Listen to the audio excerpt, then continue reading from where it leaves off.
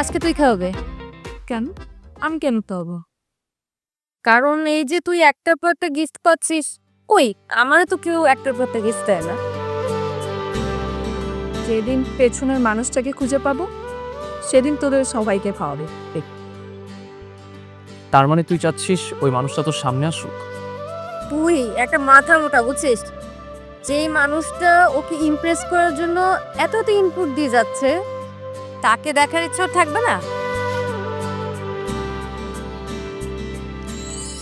তাকে আমি মন ভরে দেখতে চাই, তার বুকে মাথা রেখে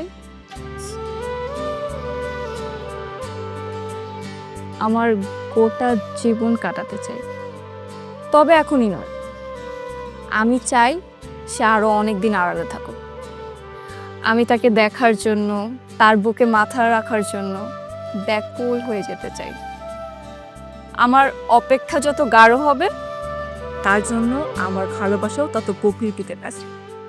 দোস্ত দোস্ত আমার ফোন, আল্লাহ আমার ফোন যদি হারায় আমার আব্বু খাওয়া দাওয়া সব বন্ধ করে দিবে। দোস্ত প্লিজ হেল্প মি। রাখ তোর ফোন, শালা কাবাবের হাড্ডি কোথাকার। একটা ভালো একটা ফ্লো চলতেছিল, পুরো মোমেন্টামটা নষ্ট করে দিস। তোর ফোন আবার কিভাবে হারালো আর কোথা থেকে হারাইছে?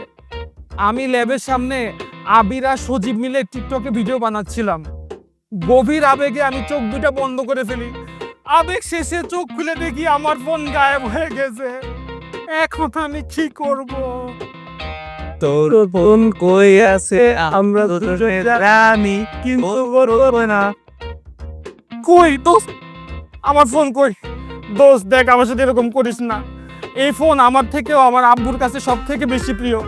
আমার আব্বু হার্টের পেশেন্ট। এই ফোন যদি হারায় হার্ট অ্যাটাক করতে পারে। আর আমার আব্বু তো তোদেরও আব্বু, তাই না?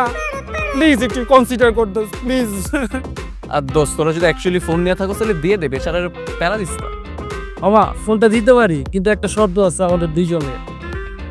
আমাদের পুরান ঢাকা আর হাজির বিরিয়ানি হয়তো। একদম। বল দোস্ত, আমার কাছে তো এত টাকা নাই। আমার আব্বু সারাদিনে আমার মাত্র 200 টাকা দেয়।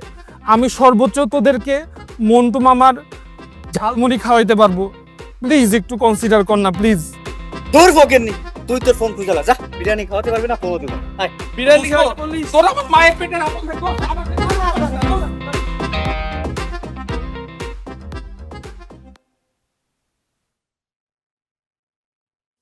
এই আবিরা ও সবসময় ওর পিছে লাগিয়ে থাকে কেন বল? আর সবসময় ওইগুলো খালি টিকটক নিয়ে পড়ে থাকে।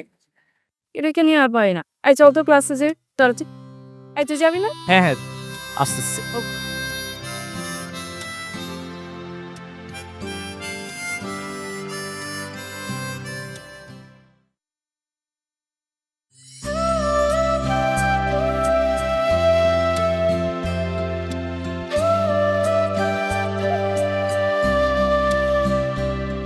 আচ্ছা কি হচ্ছে সব? এটা কি?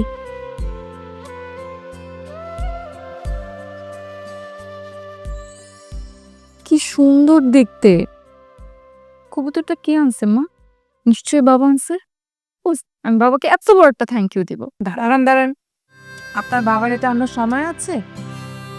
তাহলে তাহলে আবার কি?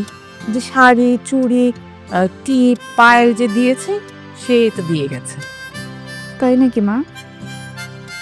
তোমার সাথে ওই ছেলে দেখা হয়েছে? এই ছেলে দেখতে কেমন? বলো না প্লিজ। ওই ছেলের সাথে আমাকে মানাবে তাই না? একটা থাপ্পড় দিল। আচ্ছা ওই ছেলে সাহস আছে আমার সামনে দাঁড়ানো? দাঁড়ালি তো একটা থাপ্পড় খেত। কোথাকার কোন না কোন ছেলে তোকে ইমপ্রেস করার জন্য এটা সেটা দিয়েই যাচ্ছে। দিয়ে গেছে দারোয়ানের কাছে, তাও এক চালাকে দিয়ে। সহ্য ভয়ঙ্কর। মা, যে একটা মহান প্রেমিক, এটা একটা সিনেমাটিক প্রেমের গল্প। তুমি বুঝবে না। দাও আমার কবুতর আমাকে দিয়ে যাও। সহ্য।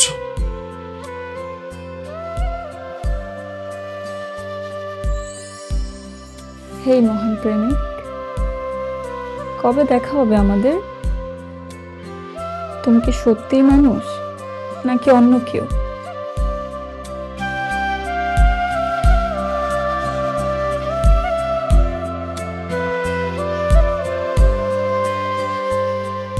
সুন্দর চেহারার মানুষদের বলতেছি। জি, আপনাকেই বলতেছি। অহংকার করবেন না। এই শরীর আজ আছে কাল নেই। যদি মনটাই পচে যায় তাহলে কি হবে এই সুন্দর দেহ দিয়ে? এটাই বাস্তব, এটাই বাস্তবতা।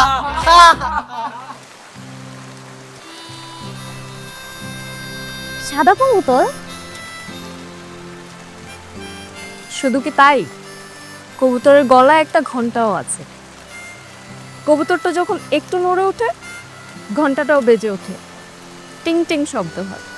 মনে হয় যেন আমার রোমিও আমাকে ডাকছে। সত্যিই তোর গুড লাক রে অনন্যা। এমন একজন মানুষ বোধহয় প্রত্যেকটা মেয়েরই স্বপ্ন। আচ্ছা, তুই কি কোনোভাবে বুঝতে পারছিস যে মানুষটা কি? বুদ্ধ একটা, যদি পারতাম তাহলে তো ওকে চাপতে ধরতাম আর বলতাম, মেরি জান অনেক হয়েছে, এবার থামো, চলো এবার কবুল বলার কাজটা সেরেই ফেলি। কিন্তু ব্যাড লাক, সে তো ধরাই দিচ্ছে না। আচ্ছা অনন্যা, যদি ধর আমাদের ক্যাম্পাসের মধ্যে যদি কেউ থাকে, ধর আমাদের বন্ধু বান্ধবের মধ্যেই যদি ওই মানুষটা হয়, তাহলে তুই কি করবি? অসম্ভব। যদি সেম ইয়ারে হয় তাহলে তো আমি কোনোভাবেই মেনে নিব না, আর যদি জুনিয়র হয় তাহলে থাপড়াবো ধরে, আর যদি সিনিয়র কেউ হয় তাহলে ভেবে দেখবো। এই, তোরা কি যাবি না এখানে দাঁড়ায় দাঁড়ায় টিকটক করবি? চল, এই তুইও চল।